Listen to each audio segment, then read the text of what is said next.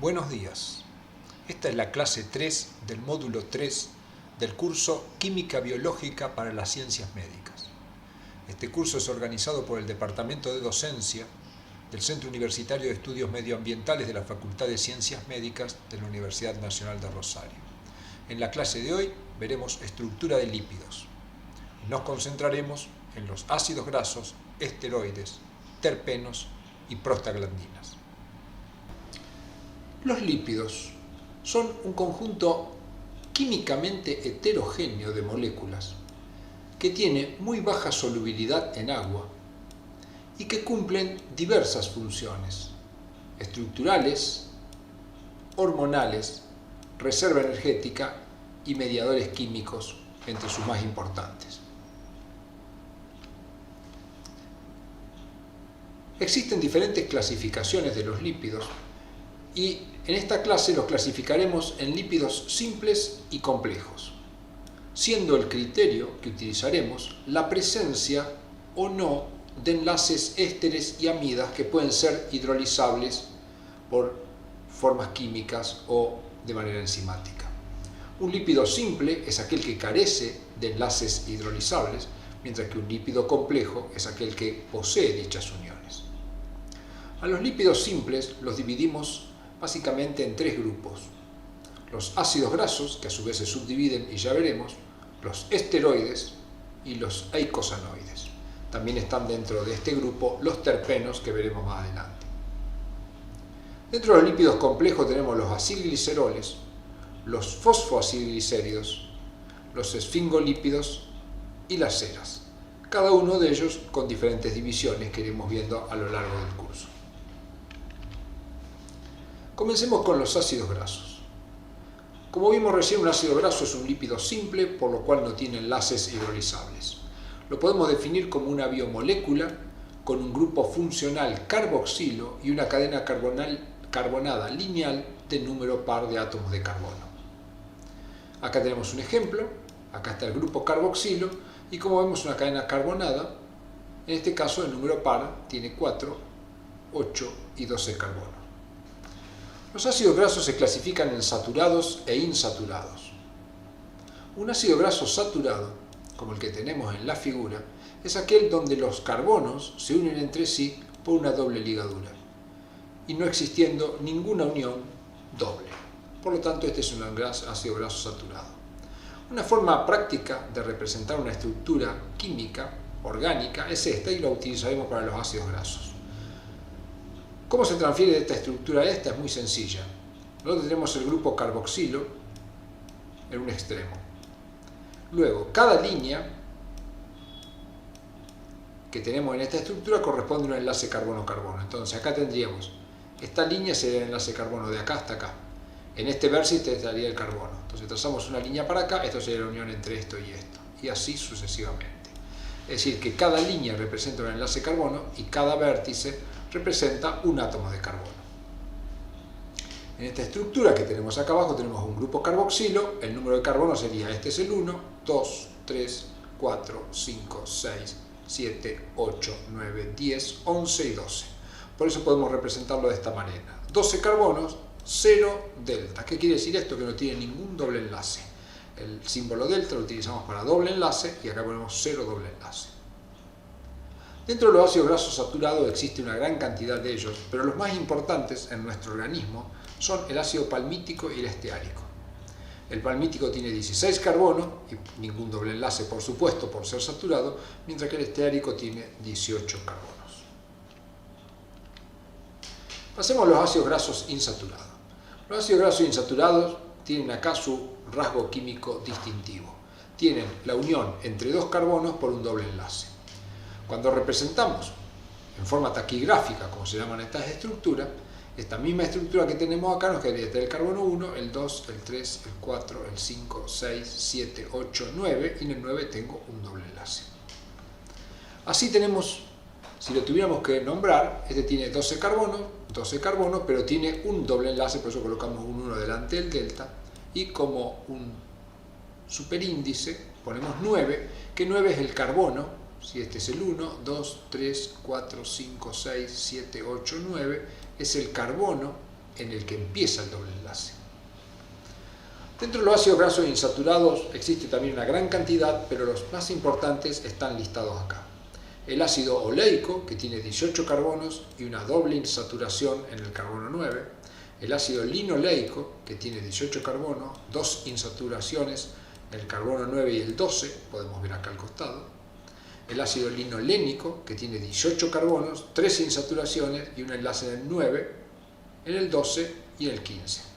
Y el ácido araquidónico, que tiene 20 carbonos y tiene 4 dobles ligaduras ubicadas en el 5, 8, 11 y 14. Como vemos acá, 5, 8, 11 y 14, contando desde el grupo carboxilo. Pasemos a ver algunas propiedades de los ácidos grasos. Una cosa importante que tenemos que distinguir de los ácidos grasos es lo que se denomina omega, particularmente omega 3 y omega 6.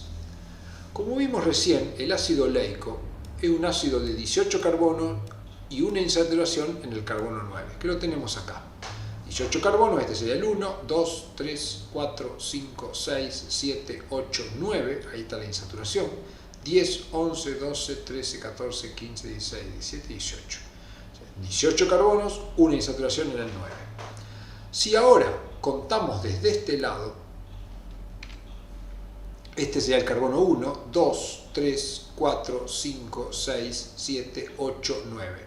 Nos encontramos con que el doble enlace se encuentra en la posición 9 contando del extremo contrario, extremo que se llama omega. Por eso el ácido linoleico es un ácido que llamamos omega 9. En algunos libros lo puede encontrar como N9. El ácido linolénico que tenemos representado acá, que tiene 18 carbonos, doble ligadura, una en el 9 y otra en el 12, si contamos desde el extremo contrario, este es el carbono 1, el 2, 3, 4, 5, 6, tenemos un doble enlace en posición 6 y otro doble enlace que sería el 7, 8, 9. O sea, tiene dos dobles ligaduras, pero vemos que la primera doble ligadura está en posición 6, por lo que decimos que es un ácido omega 6. Así, para el linolénico, que tenemos acá, sería un omega 3, este sería el 1, 2 y 3. Y para el ácido araquidónico, 1, 2, 3, 4, 5, 6 sería un omega 6, tal cual está representado acá. Por lo tanto, la nomenclatura omega es importante para los ácidos grasos. ¿Por qué? Porque nuestro organismo, los humanos, no podemos sintetizar ácidos grasos omega 3 y omega 6, y ellos son indispensables para ciertas funciones. Por lo tanto, los ácidos grasos omega 3 y omega 6 son esenciales, siendo importante ingerir alimentos que contengan estos ácidos, porque no los podemos sintetizar. Otra propiedad importante es lo que se conoce como punto de fusión, o temperatura en la cual una sustancia pasa de sólido a líquido. El punto de fusión depende básicamente de dos cosas. En primer lugar, del largo de carbonos, y en segundo lugar, del número de insaturaciones. Por ejemplo, si comparamos estos tres ácidos grasos, que tienen los tres 18 carbonos, vemos que este tiene un doble enlace, este 2 y este 3. Cuanto mayor cantidad de doble enlaces tenga, el punto de fusión se va haciendo cada vez más pequeño. Es decir, a mayor cantidad de dobles enlaces, menor punto de fusión. Si comparamos ahora estos dos, donde vemos que tiene mayor cantidad de carbonos, este tiene 20 carbonos, y 4 insaturaciones. Lo que vemos que, a pesar de tener mayor cantidad de carbonos, el punto de fusión es más pequeño aún. Esto se debe al número de insaturaciones presentes. Así que cada insaturación hace descender enormemente el punto de fusión. Otra propiedad de los ácidos grasos es lo que se conoce como formación de éster. Esto es una propiedad química.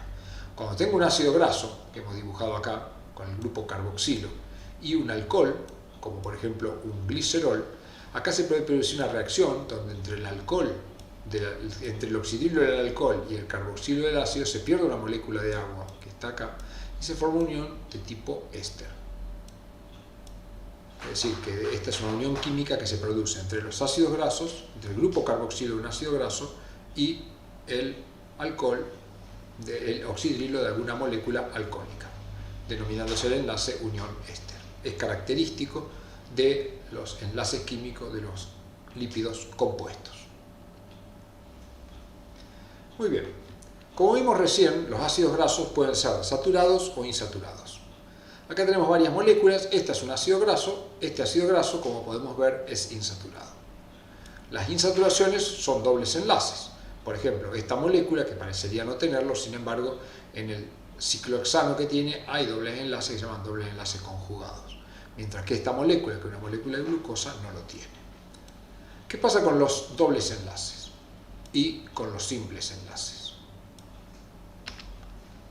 Si analizamos dos partes de la molécula, el simple enlace quedaría representado por esta forma y el doble enlace quedaría representado de esta forma. La presencia de un doble enlace hace que que el enlace no pueda girar. Por ejemplo, si acá tenemos, esto es un simple enlace, esto podría girar alrededor del simple enlace. Entonces, quiere decir que si yo tengo un simple enlace, este enlace químico puede rotar fácilmente y la energía necesaria para que eso ocurra es relativamente pequeña.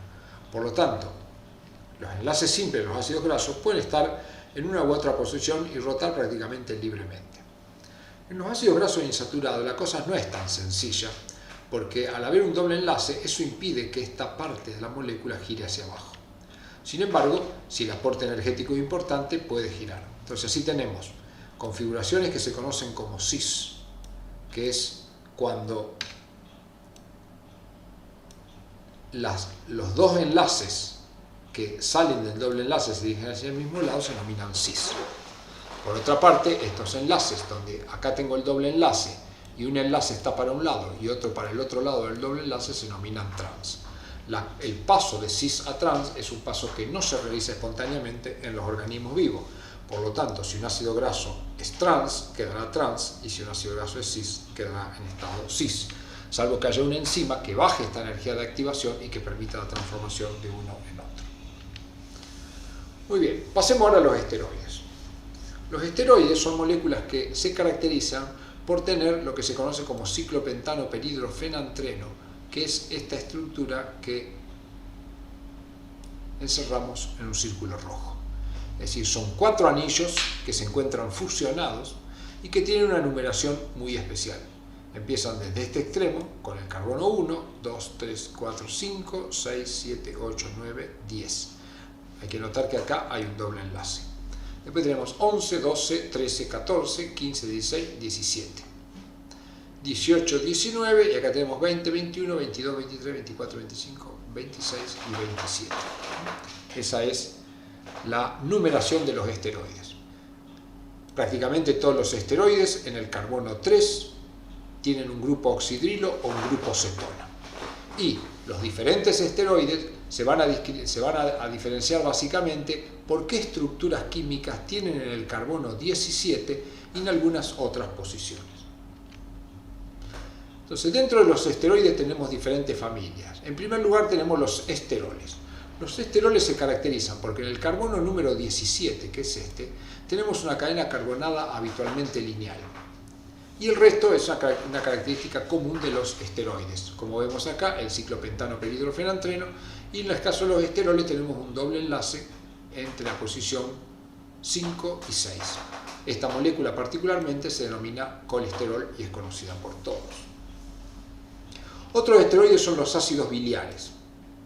Los ácidos biliares, como podemos ver, tienen el ciclopentano peridrofenantreno, pero su característica principal es que en el carbono 17 tiene una cadena carbonada que tiene un grupo carboxilo. Lo mismo pasa acá. Por lo cual, al estar en un medio acuoso, pueden tener carga negativa por tener un grupo carboxilo. También es distintivo de los ácidos biliares la presencia de oxidrilos en esta posición y en esta. Otras moléculas pertenecientes a los esteroides son las hormonas sexuales, que las podemos dividir en dos partes, los andrógenos y los estrógenos. Una de las diferencias principales entre andrógenos y estrógenos es que el primer anillo del ciclopentano peridrofenantreno en los andrógenos puede tener un doble enlace o un grupo cetona o un grupo alcohólico, mientras que los estrógenos tienen una estructura aromática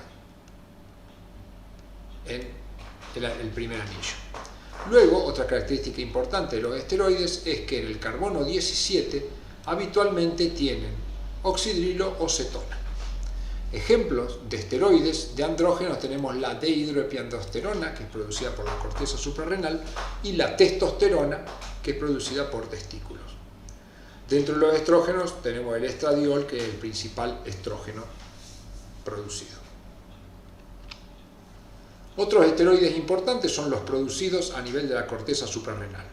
Los glucocorticoides son esteroides que, como podemos ver, tienen el ciclopentano perhidrofenantreno, y su característica fundamental es que tiene en el carbono 17, como vemos acá, un grupo oxidrilo, y en el carbono 21 un grupo alcohol, y en el 20 un grupo cetona. Esta molécula es el cortisol y pertenece a los glucocorticoides. La pregnenolona pertenece a la familia de los progestágenos y se caracteriza porque en el carbono 17 tiene solo 2 carbonos y uno de ellos está oxidado al grupo carboxilo. Por último, los minerales corticoides, que son producidos también en la corteza suprarrenal, tienen en el carbono 18 un grupo aldehído que es característico y que los otros elementos no los tenían. En el carbono 20 y 21 tenemos un grupo cetona y un grupo alcohol respectivamente. Muy bien, veamos ahora algunas propiedades de solubilidad de los lípidos. Dentro de los lípidos más importantes por su abundancia tenemos los triglicéridos, que ya estudiaremos. Un ejemplo clásico de triglicérido es el aceite de cocina que tenemos en nuestra casa. Si nosotros tenemos un recipiente con agua y agregamos aceite de cocina, veremos que el aceite flota y que no se mezcla prácticamente. Se dice que el agua y el aceite son inmiscibles. Los ácidos biliares, como hemos visto, son estructuras formadas por ciclopentano perhidrofenantreno que tienen un grupo carboxilo. Este grupo carboxilo se puede disociar quedando con carga negativa. En algunas circunstancias, entonces, tenemos una molécula que tiene una estructura muy llena de carbonos para un lado y carga negativa en el otro, por lo cual acá la hemos representado de esta manera. Es una molécula que tiene una zona bastante hidrofóbica y luego una zona hidrofílica. Estas estructuras que tienen zonas hidrofóbicas e hidrofílicas se llaman estructuras anfipáticas. ¿Qué función cumplen estas estructuras anfipáticas? Bueno, permiten que el agua se mezcle con el aceite. Como vimos acá en el esquema, el aceite va a quedar sobre el agua. Si colocamos estas estructuras anfipáticas, veremos que la cabeza hidrofílica se ubica hacia la superficie, hacia la zona del agua, mientras que la cola hidrofóbica hacia la zona del aceite, que es hidrofóbica. Esto permite disminuir la tensión superficial de esta superficie y formar pequeñas gotitas de lípido dispersas en el agua. A este proceso se lo llama emulsión y se dice que los ácidos biliares son compuestos importantes a la hora de producir emulsiones y de solubilizar las grasas. Esta solubilización por parte de los ácidos biliares formando estas estructuras que se conocen como micela favorece la digestión de los lípidos, como veremos más adelante. Comencemos con los terpenos. Los terpenos son lípidos y una característica que tienen es que si uno fracciona la molécula, la tiene que poder dividir en unidades que se conocen como unidades de isopreno. Esta es una molécula conocida como isopreno o 2-metil-butén 1,3-dieno. Y esta es su fórmula taquigráfica. El isopreno tiene 5 carbonos. De esa manera, a los terpenos los podemos dividir en grupos. Llamamos hemiterpeno aquel lípido que está formado por una unidad de isopreno, es decir, que tiene 5 carbonos. Un monoterpeno es aquel que tiene 2 unidades de isopreno, es decir, 10 carbonos. Sesquiterpeno son 3 isoprenos, diterpeno 4 isoprenos, triterpeno 6 y tetraterpeno 8 isoprenos.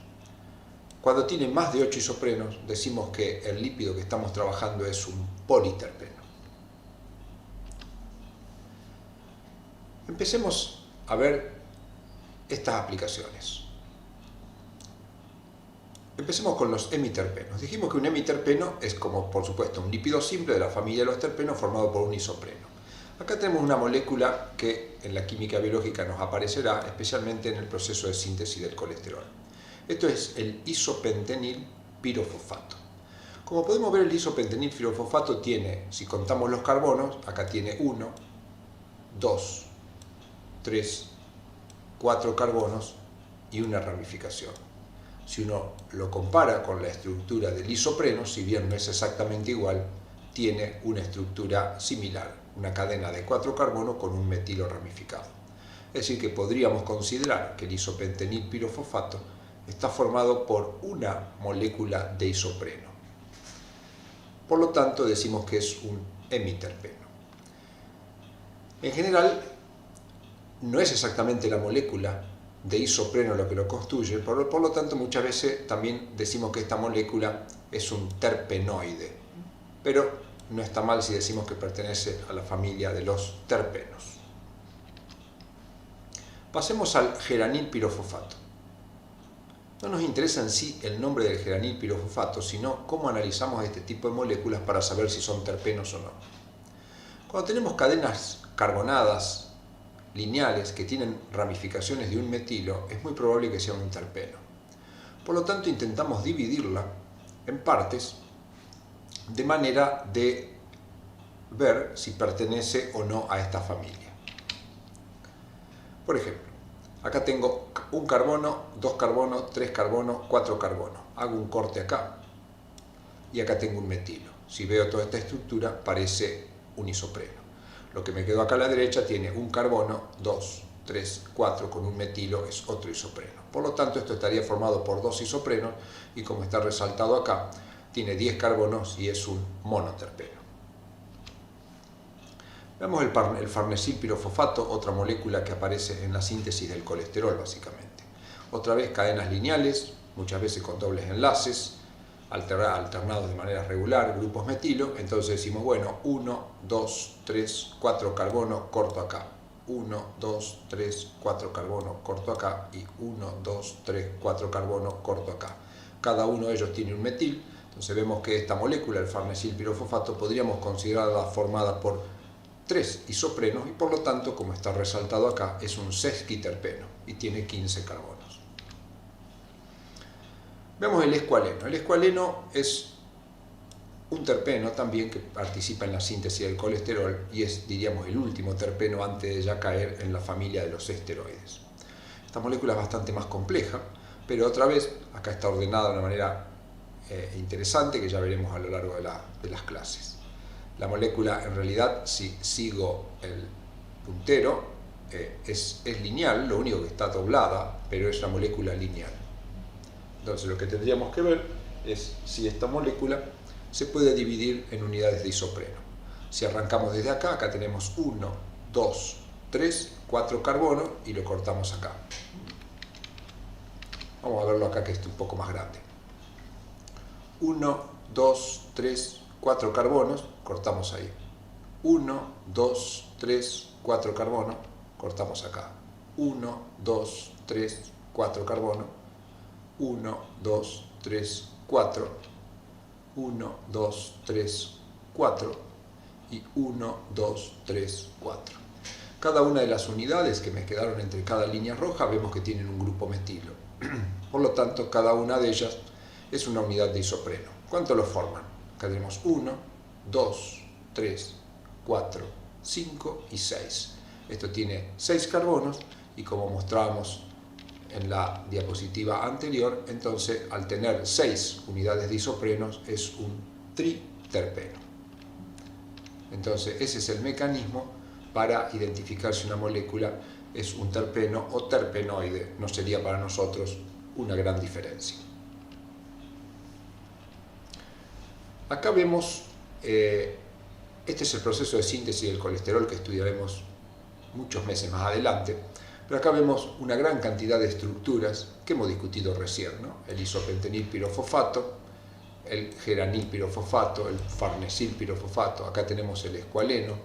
Entonces todas estas estructuras son básicamente terpenos y uno de los lugares donde las vemos básicamente es en la síntesis del colesterol. Como puede ver, que ya he estudiado en las clases anteriores, acá tenemos todas las estructuras que claramente pertenecen a la familia de los esteroides, porque todas ellas vemos que tienen el ciclopentano peridrofenantreno. Otro sitio en la biología humana es el proceso de la visión y donde aparecen terpenos. En el proceso de captación de la luz y generación del estímulo nervioso para la producción de las imágenes, participa una molécula que es el derivado de la vitamina A, que es el cisretinal, que tenemos acá, y el transretinal. Ya sabemos que son terpenos, pero analicémoslo. Acá tenemos el transretinal. Al analizar esto acá, uno dice, bueno, no son cadenas lineales porque acá tenemos cadenas cíclicas, pero igual lo podemos analizar. Arrancaremos desde esta punta. Acá tenemos 1, 2, 3 y 4. Entonces haríamos un corte acá. Y acá nos quedó un isopreno. 1, 2, 3, 4 con un metilo. Pues contamos 1, 2, 3, 4, hacemos un corte acá. Cuando tenemos un ciclo lo analizamos igual. Tenemos 1, 2, 3 y 4. Entonces haríamos un corte acá. Pero también deberíamos hacer un corte acá porque la cadena es 1, 2, 1, 2, 3 y 4. Entonces cortamos acá. Y lo que nos quedó acá es 1, 2, 3, 4. Cada uno de ellos con un metilo. En esta cadena tenemos 4 carbonos y acá tenemos un grupo metilo. Acá tenemos 1, 2, 3 y 4. Acá tenemos un grupo metilo. Acá tenemos un metilo y acá tenemos un metilo. Por lo tanto, esto es un terpeno que estaría formado por 4 unidades de isopreno, por lo tanto es un diterpeno. Entonces, acá tenemos el transretinal que hemos cortado. Es interesante recuperar un conocimiento. El proceso de la visión, que estudiaremos en módulos más adelante, es un proceso que simplemente la captación de luz ocurre porque hay un terpeno que cambia la configuración de un enlace de posición trans a posición cis. Las posiciones trans y cis de los dobles enlaces lo estudiamos en los ácidos grasos. Fíjese acá la importancia que tiene. Por un lado, las configuraciones cis o trans influían sobre el punto de fusión. Esto va a influir sobre la fluidez de los lípidos que lo contengan, cosa que veremos cuando estudiemos membranas.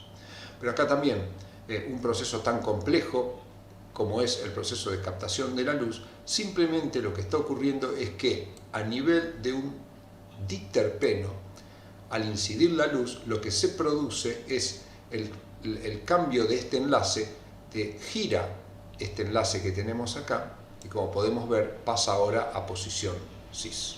Por supuesto, el cisretinal sigue siendo un diterpeno, porque si lo cortamos, lo único que ha cambiado es la configuración del enlace, pero si lo cortáramos tendría exactamente la misma forma de fraccionamiento.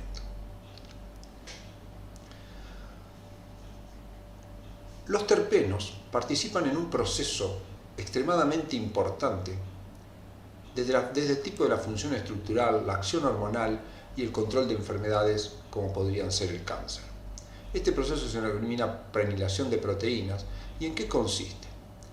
Sabemos que toda célula está recubierta por una membrana plasmática que divide el citosol del espacio extracelular. Esta membrana, como veremos más adelante, está formada por una bicapa de fosfolípidos representados acá por una esfera roja con 2 colas negras. En esta bicapa de fosfolípidos se insertan habitualmente proteínas y heteropolisacáridos que se anclan a través de estructuras hidrofóbicas. Cuando la proteína se encuentra en el interior de la célula, el anclaje más común, que no es el único, pero es uno de los anclajes más comunes, se hace a través de terpenos, como son el geranil-geranilo y el farnesilo. Si acá ampliamos, esta esfera celeste sería una proteína a través de una cisteína de su estructura primaria y por su grupo sulfidrilo se une a un terpeno que está representado por esta cadena y que esta zona, por ser completamente hidrofóbico, dado que solo tiene carbonos e hidrógeno, queda anclada en la parte hidrofóbica de la membrana. Por lo tanto, aquellos procesos biológicos que dependen de la acción de esta proteína, si uno inhibe o impide que se forme el grupo isoprenoide que se le une a la proteína, podemos impedir que esta proteína se una, y al impedir que se una impediremos ciertos efectos llevados a cabo por ella. Pasemos ahora a los eicosanoides. Los eicosanoides derivan del ácido araquidónico, que ya hemos estudiado que es un ácido graso de 20 carbonos con 4 insaturaciones en los carbonos 5, 8, 11 y 14, y que podemos ver acá. Acá está el grupo carboxilo y está la cadena carbonada lineal de 20 carbonos. Para entender un poco mejor, lo que vamos a hacer es una transformación. Supongamos que este es el carbono 1, 2, 3, 4, 5, 6, 7, 8, 9 y 10. Supongamos que acá a nivel del carbono 10 producimos una inversión de esta parte de la molécula. La damos vuelta hacia arriba. Y luego a esta parte de la molécula la giramos hacia la derecha. Entonces nos queda la misma molécula que teníamos antes, pero plegada, y que vemos acá un poco más organizada. Entonces esto, si bien no lo parece, es el mismo ácido araquidónico, lo único que lo he plegado a la altura de este carbono, que como son enlaces carbono simple, es totalmente factible girarlo. Entonces, por la acción de dos enzimas, por la acción de la ciclooxigenasa, si este es el carbono 1, 2, 3, 4, 5, 6, 7 y 8, o sea, acá a nivel del carbono 8, este es el 9, 10, 11 y 12, acá tenemos el carbono número 12, este sería el 12 y este sería el 8. La ciclooxigenasa, como vemos, lo que hace es un enlace entre el carbono 8 y el 12, generando un ciclopentano. Esta es la base estructural de las prostaglandinas. A través de una serie de enzimas se forma la primera prostaglandina, que es la prostaglandina H2.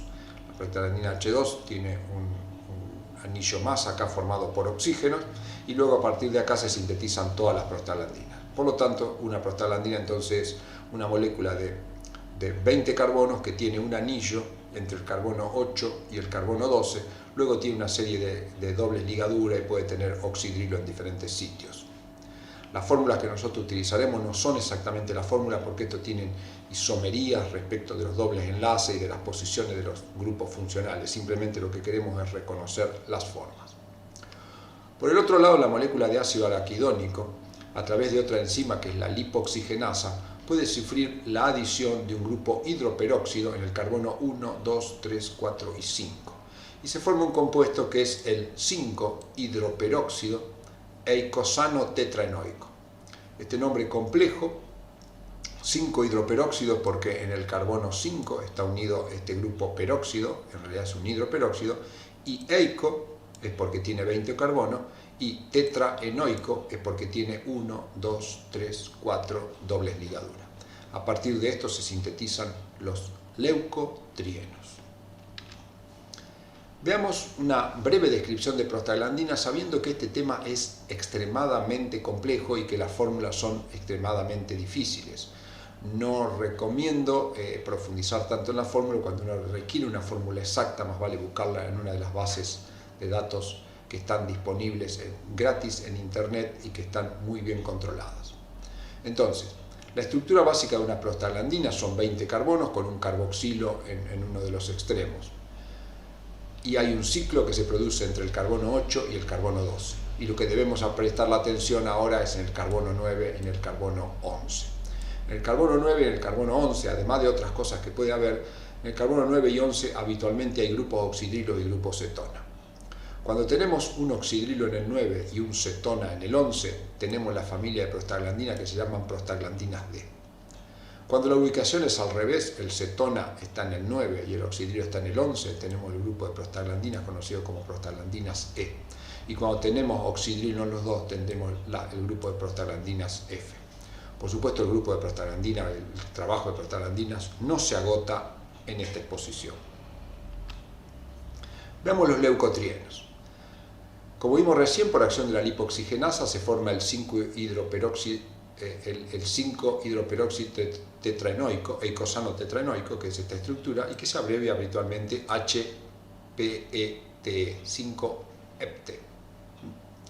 A partir de este 5-HPET se pueden sintetizar diferentes familias de leucotrienos que habitualmente se nombran con las letras LT de leucotrieno y con letras A, B, C, etc.